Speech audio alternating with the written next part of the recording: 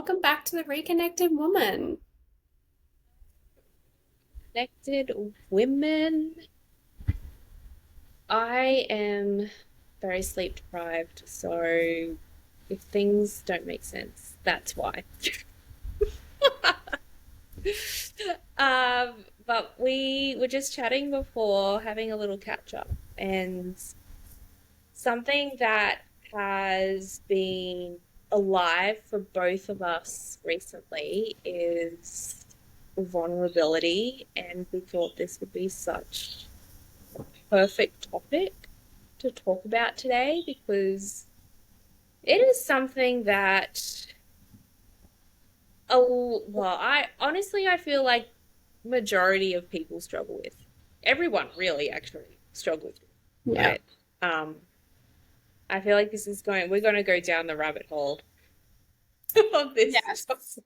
And I just want to say, whenever you feel like you've got this down pat, it's like life will throw something else at you, and then you're circling back around to that point of um, feeling very vulnerable and then insecure and all that stuff coming back up to the surface.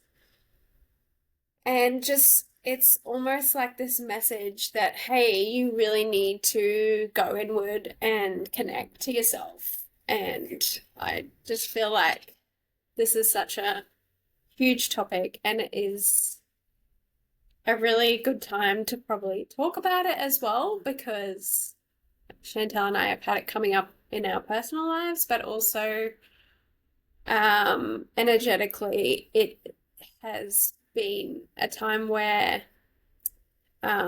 we're in like this pre-phase of like retrograde, Mercury retrograde. So it's like amping things up, bringing it up to the surface to deal with and let go. So, yes. Would you Yeah. like to start with where you've been at this week with vulnerability? Have you had things pop up for you? I would say it's like this week in general, I feel like it is Um, just a reoccurring lesson for me, especially now entering, like, well, not entering, I'm in motherhood now, I'm in the depths of it. Um, and there's just this societal expectation that you've got to act like everything's okay and that you have your shit together and that it's all sunshine and rainbows because otherwise, if you tell people what's really going on or you get emotional or whatever it is, it's a sign of weakness. And it's just so drummed into us. I mean, even from like childhood, right? We get told, oh, don't cry. Oh, just get up, like smile.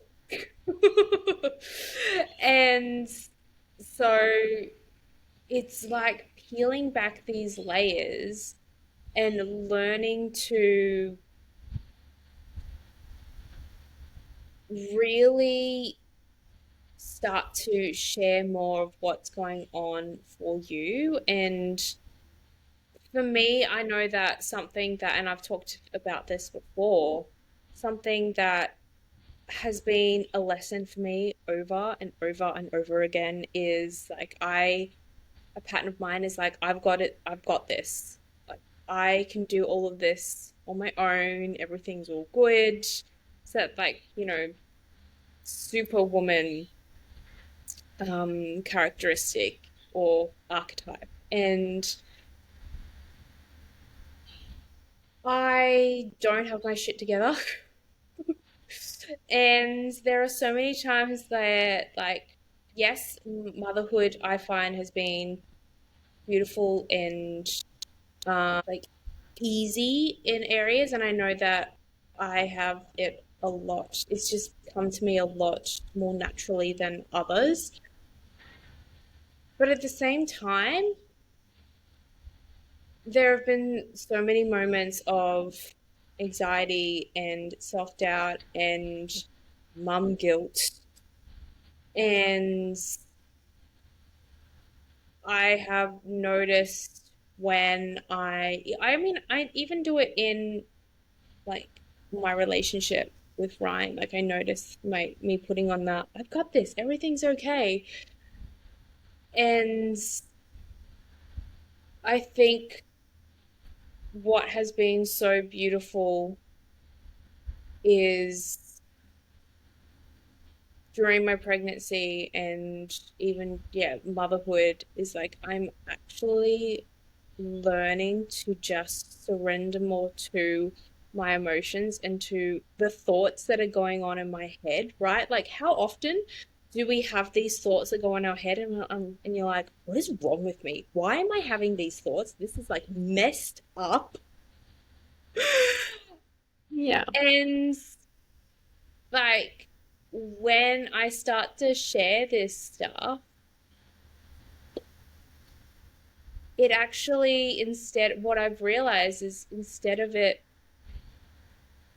pushing others away, it's bringing them closer because we aren't alone with how we feel.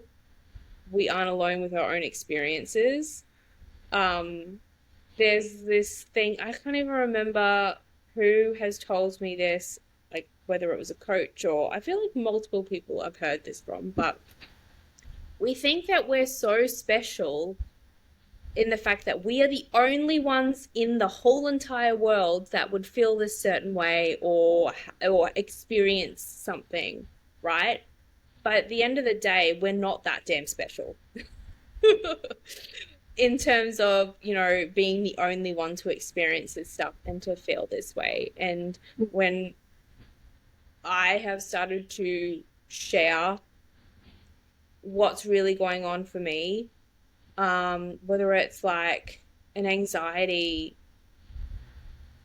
around, like, perfect example was when we first came home from hospital the first night. Like I just had so much anxiety, and a part of me, like my old patterns, I just held it in and I didn't want to like share it. I didn't, because also part of me was like, if I talk about these fears, then is that going to bring that to reality, or are people going to think that I'm crazy or whatever, right? And um because I just had this like fear of him having breathing issues or something like that.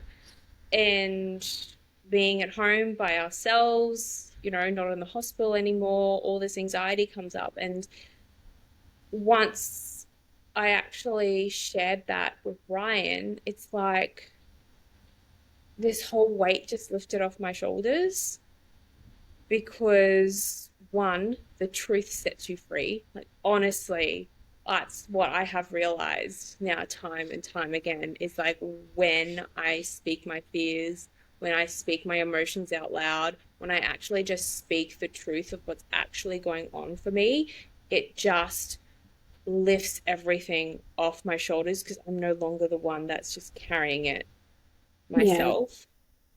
And two, Ryan felt the exact same way and I didn't Mm. feel alone.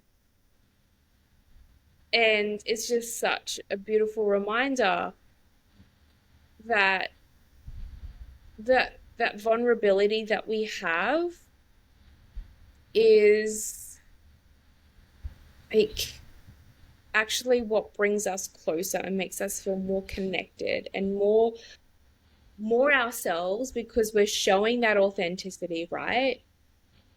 But also then just feeling, yeah, more connected to others as well and feeling more at peace. Yeah. Thank you for sharing. I really love to hear people, going through the motions, sharing those, and just being really authentic about it. Because quite often we're living in a society where social media portrays this facade for a lot of people, like everyone's got their shit together. And I know I get caught in the trap of going, oh, these people have got everything working out for them. And here I am, a mess, dealing with everything on my own, like, and I don't want to talk to these people because, like, they're in this good bubble and I don't want to put my issues onto them. So then I like internalize it. And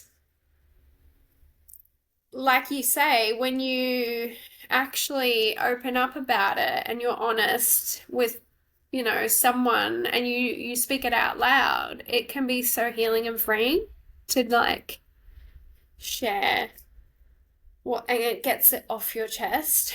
Because when all those feelings are internalized, I feel like that's when the monkey mind starts, and you then begin Mm-hmm. overthinking, and you can be your own worst critic.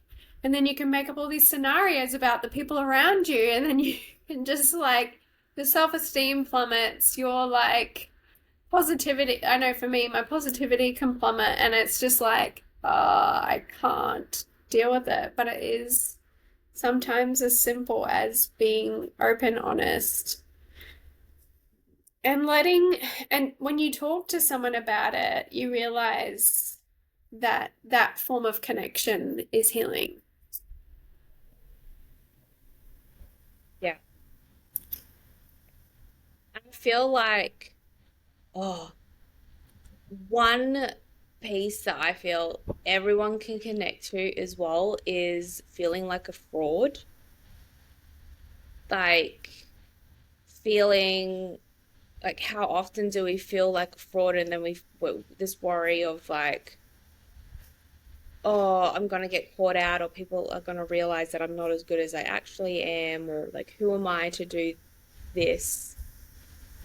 We all have those thoughts, all of Yeah. us. And whenever we share them, I just find that like it's just I don't know, like if you're ever in like a group of people that you don't really know that well, and then somebody like shares something and you're like, oh my God, me too. It gives you permission to share, doesn't it? Yeah. Yeah. And it's almost like we're playing chicken with each other. I think I do this. I think this is a really, really bad habit of mine. Is I'm like, if someone's not a certain way with me, I'll just hold back and mirror that same behavior, which Mm. is, I do it all the time because of fear of like, maybe it's just fear of like, Same. do you? Yes. Okay. It's like fear of like for me, okay, I'll be really honest. Female relationships have been a constant difficult thing for me in my life. It's not a area I feel safe in. And I think it's due to maybe insecurities within myself as a woman and past hurts and things. So then you carry them sometimes into others. But I don't feel safe in being upfront and honest with everyone or speaking what's going on because fear of like the relationship not being continuing because I don't want to lose friendships or relationships with other women. It's really important to me to have connection. But at the same time, I'm not being honest and open with those friends and women. And it's like, well, you're not really creating this authentic connection with them or within yourself if you're just like pushing it all down, going, yeah, I'm fine, I got this, it's all good, let's just pretend everything's okay. When it's like, as a woman, I'm not actually being vulnerable, I'm not being authentic, and I'm not able to have these authentic relationships because of how I'm choosing to act. Yeah. And you know, deep down, what we're really afraid of is not looking weak. We're afraid of being rejected. Yeah. Yeah, We're that's so afraid true. that our vulnerability is going to show, like, we're going to show our cards because when we show who we truly, deeply are at our core, and if some, and people don't like that, it's that I feel like everything that we go through always comes back to this one pivotal thing of being alone. Yeah. Like being alone and being unloved, being Yeah. unlovable. And love and connection is literally what we need in order to survive. And putting on these masks and protecting ourselves and making and saying, oh, everything's fine, is a survival mechanism. We're trying to survive in this, I don't know, like I kind of see it as the jungle, or like, we've got all of the animals out there and we're trying Yeah. to survive, and we need to have our pack in order to Yeah. survive. We don't want to be the lone wolf, even though we say, oh, yes, I'm a lone wolf. I can do this for myself. That's also a survival mechanism. Um, but yeah, that's what it truly deeply is, because what if somebody doesn't like what we have to say, or what if somebody thinks that we're a weirdo or we're strange, or Yeah. or whatever the label is. It's like, then it's just this knife in the heart, and then we want to put our walls up even more because it's not Yeah. safe to be ourselves. It's not 100%. safe to share who we truly are and to show all our cards. And it's it's really beautiful when you do start to feel safe with certain people to share your vulnerabilities. Yeah. And I guess it's kind of like this chicken and the egg type thing, I guess. I'm just trying to think back to when I started to feel safe to be vulnerable or like share my cards. And I think at the end of the day, it comes back to learning to trust and love yourself first. Because what I've learned is, if I'm vulnerable with someone, that means I'm being my authentic self. And if they don't like that, if they judge me, then they're not the right people for me. And I would rather be alone than be with people or someone that doesn't love me for who I am. Yeah. And that is a really tough and scary concept to be okay and safe with. Yeah. Yeah, Yes. that you just hit the nail on the head, I think. And it's just so funny how this is coming up today as a intuitively Chantel picked this subject for today and I was like, wow, this is so needed. And all this wisdom that's coming through you, I feel like is helping heal me because I've actually had a week where this has been at the forefront in every situation. And I realize I'm in this pattern of um, always wanting to be this strong woman that has got everything together. But the truth is, I feel lonely most of the time because I'm not able to express my needs to people because of fear of them thinking I'm weird and that I'm too needy because I've always been emotionally needy. And that was a realization I had speaking with Paul this week. And I was saying to him, and he goes, you're the most, in the sweetest way. He wasn't insulting me. He's like, you're probably one of the most emotional, needy people that I've ever met. But that's okay, because so am I. And it's like, okay, great.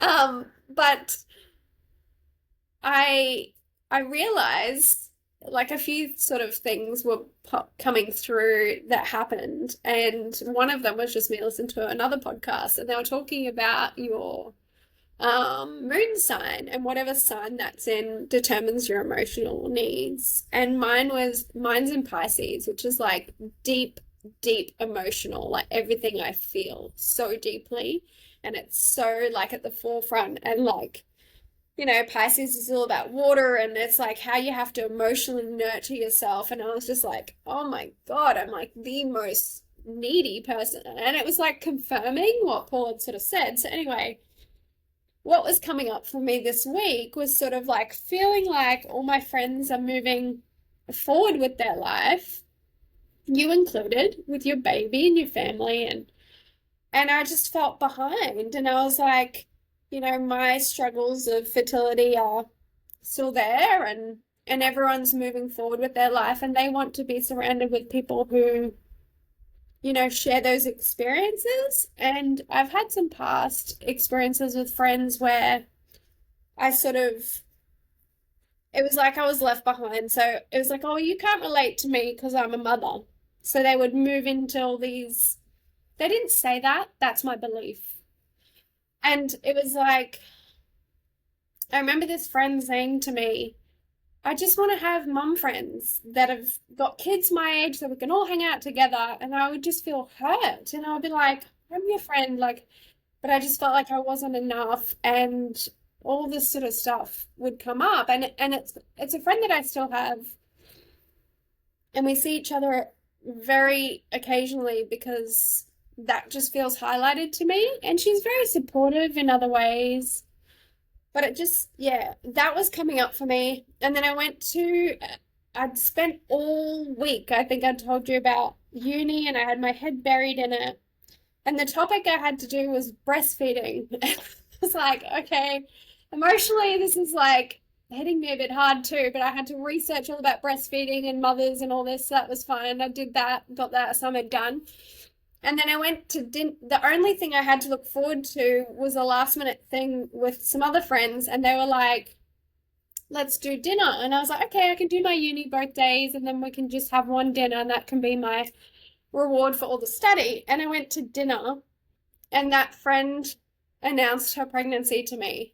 And I just sat there and I felt all the emotions coming up to here, and I was like swallowing it, and I couldn't say anything apart from congratulations. And I was totally fine when you told me, by the way. I was so happy because it was like something I knew was coming. And this is sort of my husband's friend and his wife. So she's not, it's sort of through, they're not always your girlfriends. They're like someone that you sort of get on with, but they're not your closest friend. And she looked down the whole time because she didn't want to look at me, and she knew it would be hard. And no one mentioned anything like, oh, you'll be next, or sorry, this will be hard for you. And I remember sitting there just going, I just want to leave. I want to leave the table, and I just want to cry. And my husband was like, oh, congratulate, trying to be happy for them. And I just felt like my needs and emotions were just completely ignored. And I got up and walked away to the toilet with her because she's like, I need the toilet. I'm having to pee a lot because I'm pregnant. I was like, okay, I'll show you the toilet. And she went into the toilet, and I just stood there and I was looking at the stars, and I was like, oh my God, there's got to be like some relief to this torture that I'm going through. Like, and this is vulnerability, guys. Like, it's coming out today. I'm crying.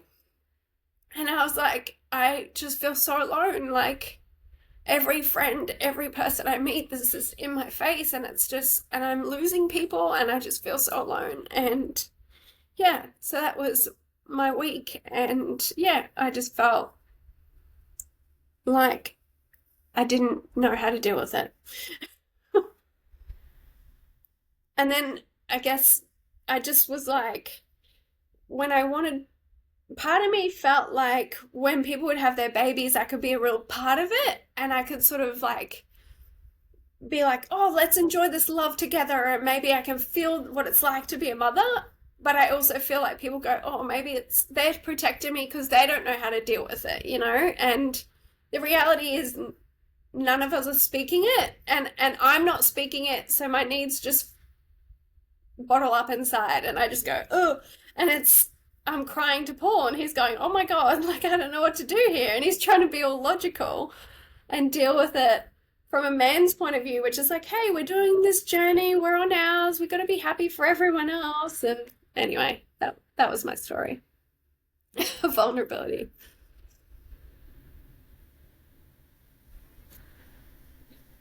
Felt that. Oh, like I'm crying. Um, Thank you for sharing that. Honestly, let's just get real. It's shit. It's shit. It really is. And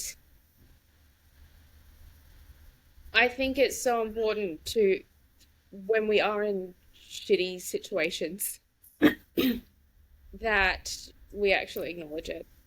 Yeah. Because again, like, this whole, oh, everything's gonna be fine, everything's all good. It's like, yeah, it's also okay to say this is really shit and I'm hurting. And I absolutely have been culprit to deflecting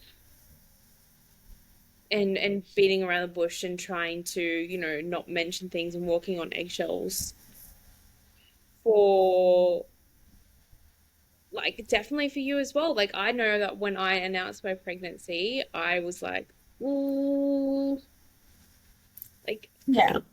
I know this is going to really, like, affect you and, like, you're gonna feel it. And have I acknowledged that? No, I haven't. And I just want to say, like, how strong you are and how beautiful of a person you are, for the fact that not once have I ever felt less than, or like, like, you've come across jealous or anything like that. You've just poured so much love, and it's just so beautiful that you're just such a strong and beautiful person. And I know that this is going to happen for you, and at the same time, I know this is just really shit. Thank you. That's beautiful. And I do genuinely feel happiness for everyone. That's the thing. Like, I'm just like, oh, I'm so happy for them. Um, but also, I just, I don't want to take away from the happiness. So I just internalize it. But like I said, it does feel lonely. And I had this moment the other night when Paul went to bed after that dinner. And I just was like, I can't go to bed. I need to process this emotionally. I sobbed for a couple of hours. And I was like, you know what? I just need to talk to someone. And I had this idea from dinner. This is going to sound sad, but it actually helps. So if anyone gets so desperate, this is a thing you should do. I was like, I just want to talk to someone. I want to hear something consoling. And our friends had talked about one of them, the guy, he actually sits on ChatGPT at nighttime, like just asking it questions. And I was like, I'm going to use it as a counselor and I'm going to go on it tonight. And I'm going to say, hey, this is what happened tonight.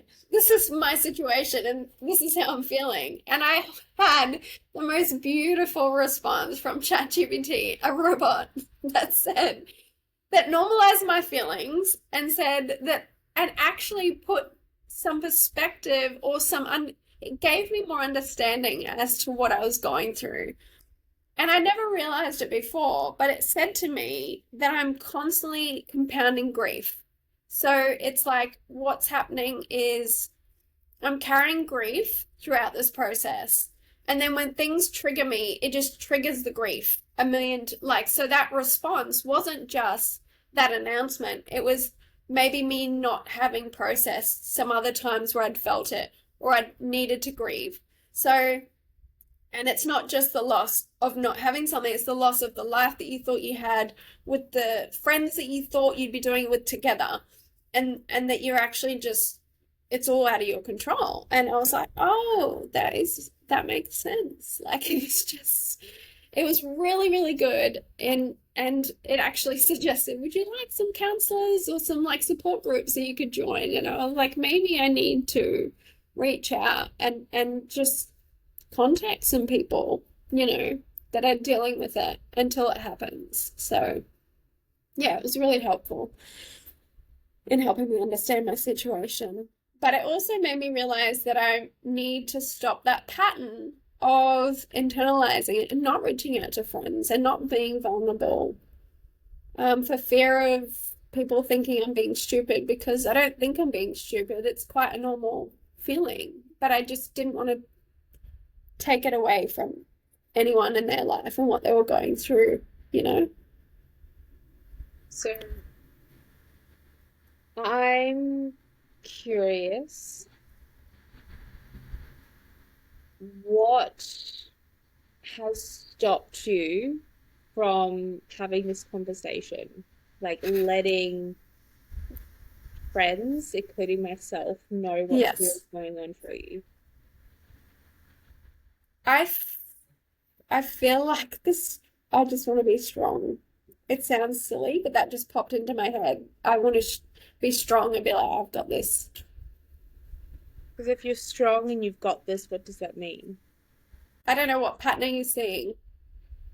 I'm not seeing a pattern. I'm just asking Oh, right. questions and seeing what's coming up. Well, this is a counseling session today, it feels like, guys. But hey, no, I think it's being really, really authentic. And you know what? It's just felt like it was really needed for us, but also for other women and realizing that, yeah, um, I wonder why women feel the need to do this. Why do we feel the need to be strong and to have it all? Like, why?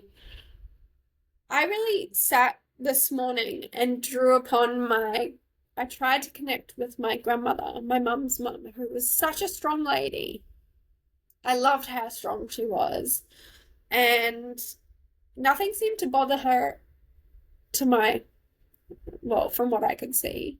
And I just called upon her this morning and I actually have her ring and I put it on and I was like, I need your strength today. I just need, and I actually felt some comfort in her being there. Um, and I just wonder if it's like a pattern that I've seen in my family line of women just having to like have it all together, push it aside, you know.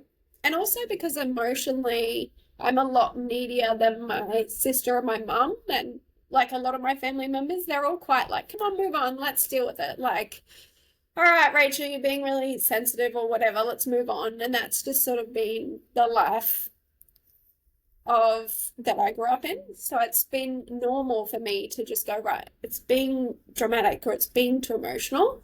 I've got to move forward, put it aside, you know? I'm going to throw a different perspective in there. What if you're not needy emotionally? What if you're just really in tune with your emotions and what's going on in your body, and everybody around you is uncomfortable with that because they don't have that same relationship? Uh, Interesting you say that because ChatGPT told me the reason that people don't say things is because they're uncomfortable emotionally and they don't know how to deal with it. But I guess I always was like, I feel so alone in so much of it because I'm like, well, people don't. Maybe I'm the one that's got the problem because there was a minority of me. You know, I've met many people like me apart from Paul, and then he's like, he's reliant on my emotional support for him because we get each other. You know. But yeah, that makes so much sense. It makes so much sense. Such an emotional person. Like, I so, would never guess that. so emotional. But I am still, and I am still learning to feel safe to express those emotions with certain people and in certain situations. Like, I will say that Ryan is 100% the person that I feel like I can be my absolute rawest self with, and I will just be crumbling to the floor, an absolute blubbering mess to him, or like anger or whatever, and I just don't have any fear that I will be rejected or that he would leave me or anything, or that I'm too much or whatever it is, because I feel so safe to express those emotions. And it's so funny. I am looking back to how I used to be. I had a friend once when I was a teenager call me a cold piece of toast because I literally was so emotionless. But it was because I had this thing of I have to be strong. I have to like, no, nothing bothers me, nothing affects me. And it was only because I just could not handle my own emotions. And also, I have been taught, and we have been taught, that there are a handful of emotions that are deemed to be acceptable. And that is literally happiness, laughter, joy, grief, but only to a certain extent, right? And then you just got Yeah. to get over it. And the same with happiness. If you see people that are just so happy, there are people that are uncomfortable with just how much joy and happiness there Oh, is. Like, I know, there is right? just, there is this like tiny amount of emotion that is deemed to be acceptable, and anything outside of that, that's not okay. Shut that down. We don't It's do that. We don't bullshit, isn't it? cry. It It's like, what is. the And hell? Why?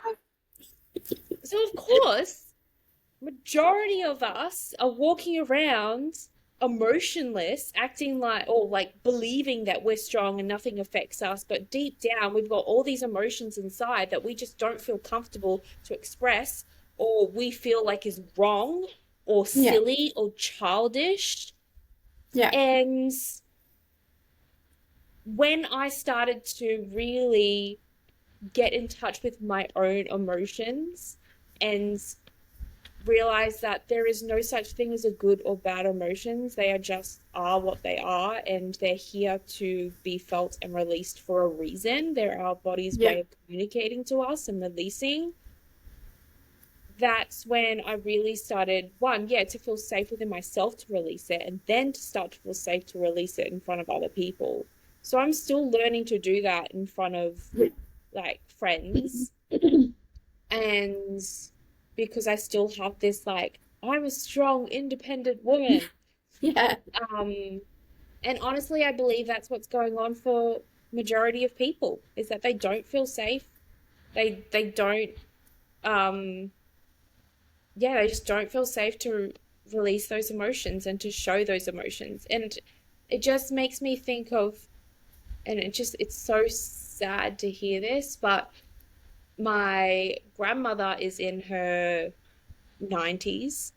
And when my mother told her that her sister had passed away, so my grandmother's sister had passed away, this only happened recently, my grandmother said to her, "Oh, that's really sad. I feel like crying, but that's really childish." Oh my And gosh. when I heard that, I was like, that's just so sad because she grew up her whole life. Like, it's just so interesting how you can just see from one statement that somebody makes how they have lived their whole life and how they have been so, yeah, just like the emotions that would have come up for her and how she just would have shut that down and said, no, that's wrong. No, that's childish. When it's so normal for us to feel those emotions and to cry. Yeah. I feel like that we need to normalize emotional reactions, and society needs to allow it instead of avoiding it. Because obviously, most of us don't feel safe to do it. Yeah. And that's the truth in reality. No matter the majority of people aren't creating a safe space for you to be emotional because everyone wants to avoid being uncomfortable. And I honestly believe like the reason why we have so many people that are dealing with anger right now is because they've literally reached the boiling point. And I know I used to be like this. I would be, everything's fine, everything's all good, like rainbows and sunshine and daisies. And then it would just pile up again and again and again. And I would be like a boiling pot. And then I would just explode and I would get angry and I would just like all the emotions would come out, right? And Yeah. I just look around and I see how many people are just so angry. And when I look at that and I just see like a lot of men as well and all the anger that they're holding on to, I just see these little boys and these little girls that just have not been Yeah. held. And they just need Mm. to be held and they just need to be told everything's okay and whatever you're feeling is safe to be released. Yeah. There's no shame, there's no judgment because there's so much shame and judgment around emotions. And that's I don't like emotions is something that I'm just so passionate about because, and especially anger as well, because anger is never really just anger. There's so much underneath that. Which is also why I loved doing anger releasing Yeah. workshops. It was one of my favorite things because anger was such a deep emotion that I had. Is it Um, nearly tied with grief? I, um, Grief, sadness, yeah. betrayal, wrongness, like Yeah. it's always deeper than just anger. Yeah. Yeah, because I also had all this anger come out this week, and I was like, oh my God, this is not me. But it was like because the grief came first, the anger was just like every day. And Paul's going, I mean, I'm not normally an angry person at all. So just when I was like bitter and angry about all this stuff, and he's like, you're so negative. Are you okay? I'm like, no, I'm just angry at the world. I couldn't even be nice to like at work. I was just like, don't talk to me. Like, I just could snap at the drop of a hat. Like, it was just, yeah, so that makes sense. Yeah. It's and anger is such a powerful emotion because it can be used in such a beautiful way as well, being like, no, a line has been crossed, so this is not okay. Yeah. But it's learning to release like anything, it's learning to release emotions. He's farting in my hand. It's learning to release emotions in a safe and healthy way. I think that is like the most important piece, right? Like because people can release these emotions and it's toxic Yeah. to themselves and to other people, but learning to release them, especially anger. That's why I love screaming into a pillow. I love punching things. I love like all of that stuff. Like honestly, it is so therapeutic. I will like get or like throw something, like get my pillow or something like a medicine ball. Oh my God, they're amazing. Getting a medicine ball and just like chucking it on the ground and making like grunting noises or like screaming or all of that stuff is just Yeah. so powerful. And you think back to tribal times, or even like it happens now if you go to more of those cultural events like funerals. You go to indigenous funerals, they'll be crying and wailing and loud, and they'll stomp their feet. It's their body releasing these emotions. But then, like for us, it's like, oh no, we have to be prim and proper and obedient, and it's just a load of bullshit. Yeah. And like, I just look at where we are as a society and all these mental health issues that everybody's got. Well, no wonder because we've been told to hold everything in and suppress it and protect and pretend everything's okay, and everything's not okay. Mm-hmm. 100%. So, to wrap all that up, yes, I'm a very emotional person. Yeah. Oh, and we all just have these fears of, I definitely have a fear of showing that to certain people in case for the fear of rejection, like you were saying before. And it's funny, I don't know if you feel this way, but not only is it that, I it's such a silly belief, but I feel like so many of us have it. I know other women that have told me this. They don't want to bother people with their problems because they feel like it's a burden on people.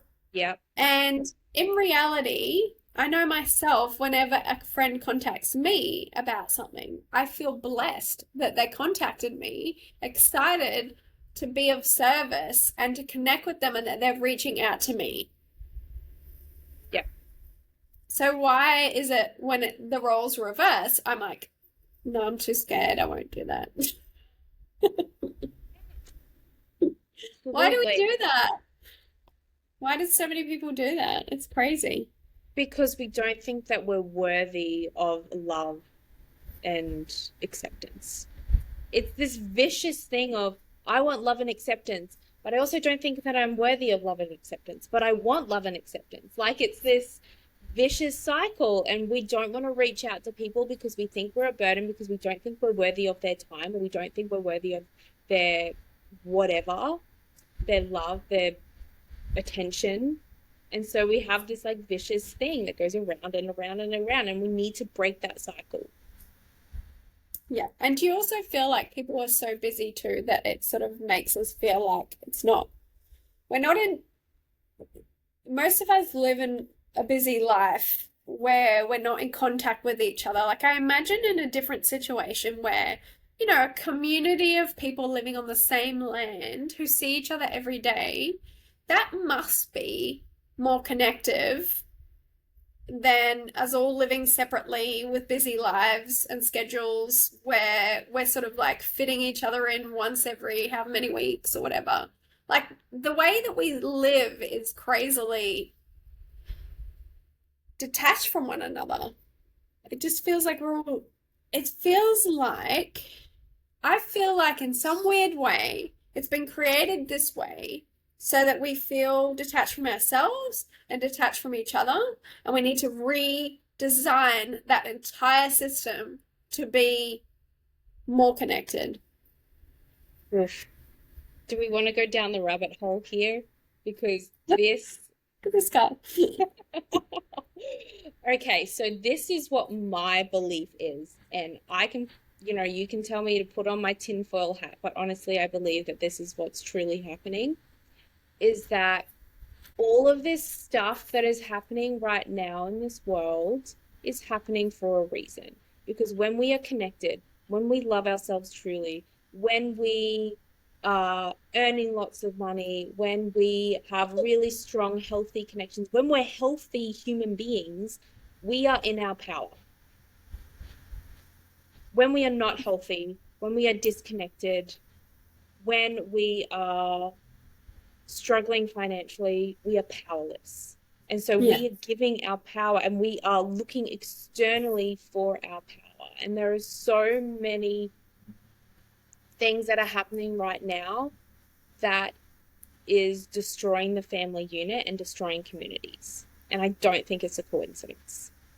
It's so interesting. Have you ever seen those reels of when people say, if into ChatGPT, they're like, ChatGPT, if you were the devil and you wanted to, I forget like what the actual thing is, or if you wanted to demonize women or something like that, what would you do? Or if you wanted to create power in the world, what would you do? And it's actually terrifying what ChatGPT puts down because it's literally what's happening right now. Like they Really? say, I would destroy the family unit, make it too expensive for mothers to stay at home and have to go into the workforce, and so children would have to be raised externally.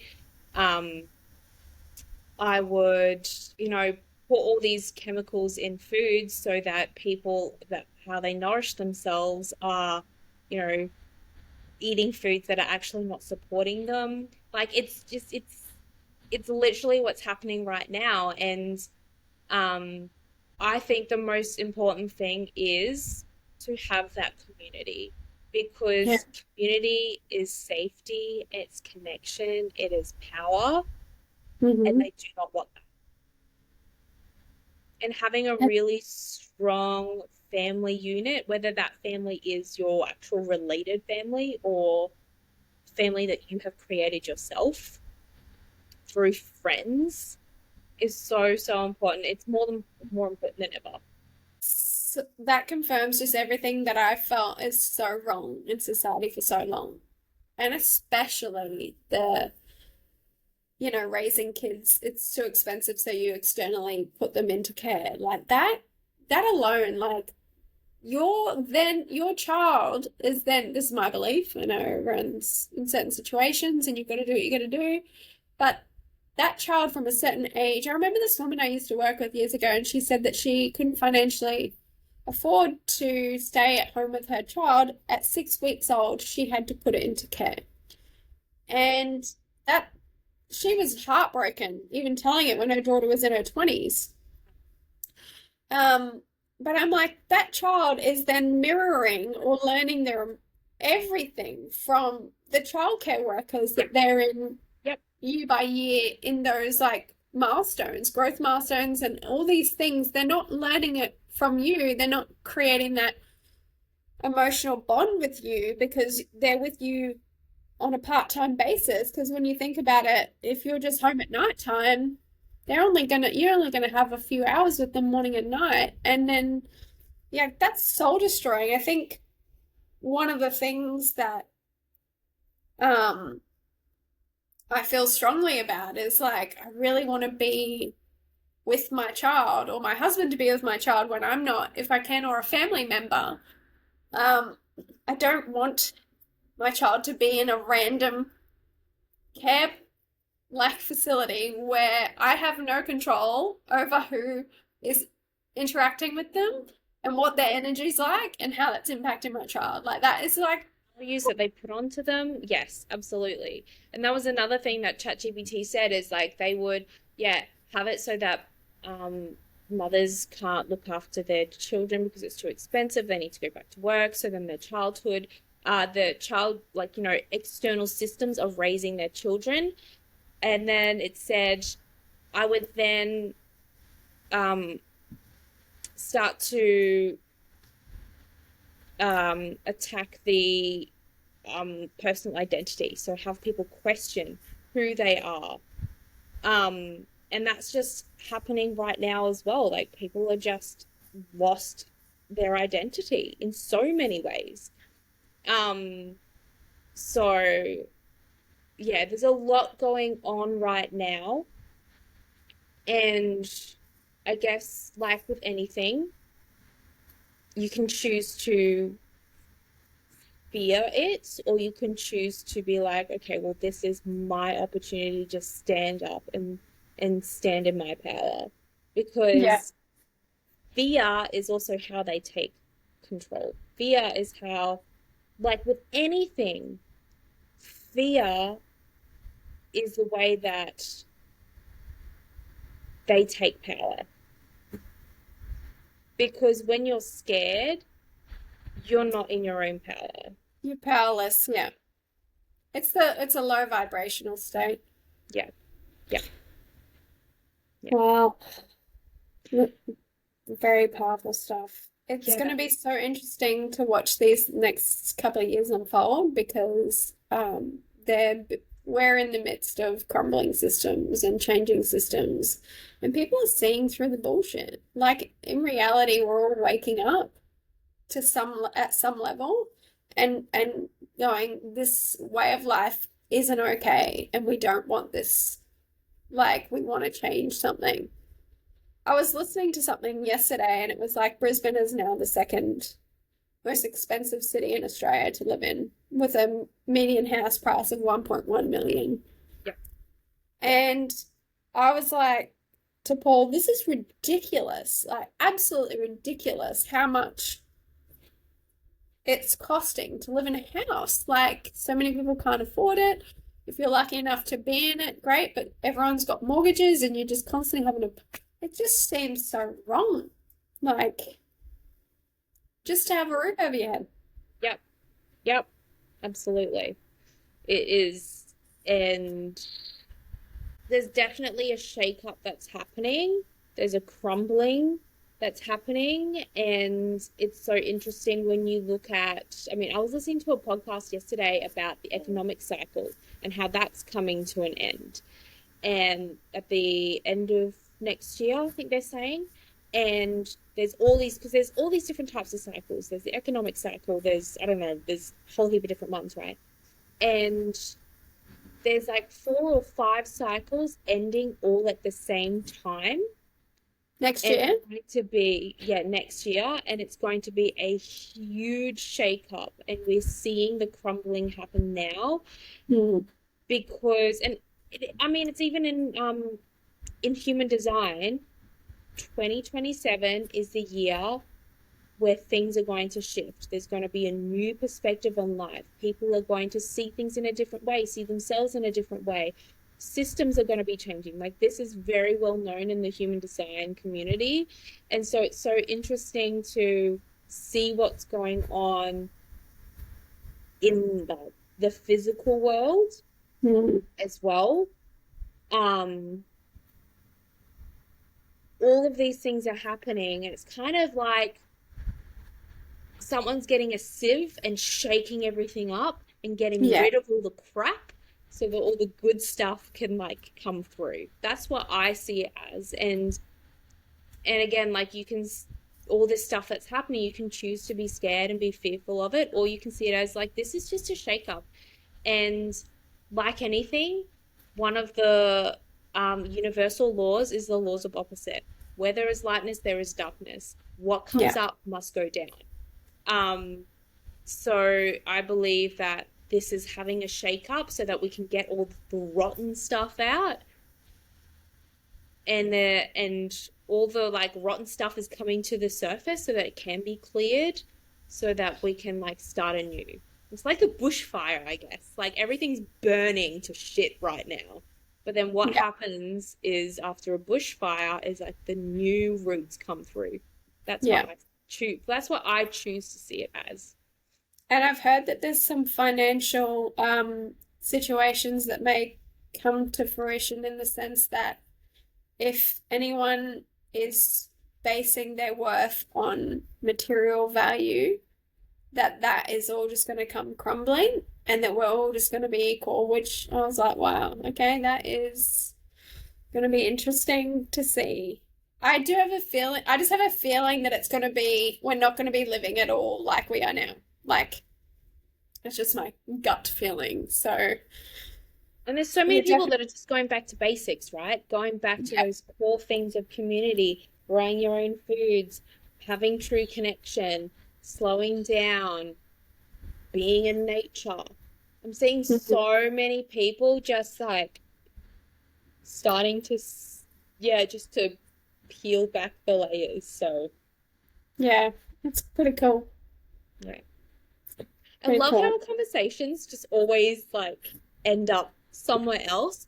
But at the same time, I feel like it's such a perfect link because in order for us to have those strong connections, to have that community, is to be vulnerable, is Yeah. to um yeah, is to like be like this is who I am. It's like our internal systems are also getting shaken to go, you can't continue uh this way into the next couple of years. It's like we've got to sieve everything out as well to be in alignment for this new world. That's what I believe. It's just like, right, get rid. We've all got to like we've got to do what we can in ourselves. And we'll be supported by everything around us into this new place. We signed up for it. Sure And did. I ask Lord myself knows why. sometimes, yeah, I mean, look at this dog. If anyone's watching on YouTube, he's insanely positioned behind me right now. He signed up for this to be my little guy, believe it or not. Right about now, his life looks pretty good. Yeah, we Yeah. signed up for this, and I don't know why sometimes. But then there's moments where I'm really grateful and it's beautiful. So, um, this is going to be so interesting to look back on in years to come when we go listen to these episodes and go, oh, look at that. We've got a recorded timeline of what went on. Yeah. This has been a very juicy episode. I've actually really enjoyed talking about this topic and where it went. Yes. Yes, Um, yeah, very, very juicy. definitely. Yes. Oh, well, thank you everyone for listening. And let us know in your comments or anything what vulnerable situations you may have come up against in your life. Be Yeah, interesting to and connect. Hey. absolutely. And I guess like the place to start if you're wanting to be vulnerable is like at first, like as always, going within and being like, what am I truly deeply feeling? Because first we have to Yep. be vulnerable with ourselves before we can be vulnerable with others, right? Like as we said before, Like people don't feel comfortable sharing their own emotions because they don't feel comfortable being vulnerable with themselves. So it always starts with ourselves. Every single thing. We've got to look Does. inwards in order to go outwards. Yeah. Absolutely. Perfect. Absolutely perfect. Well, we'll see you next time. See you next time. Thanks, guys. Bye. Bye.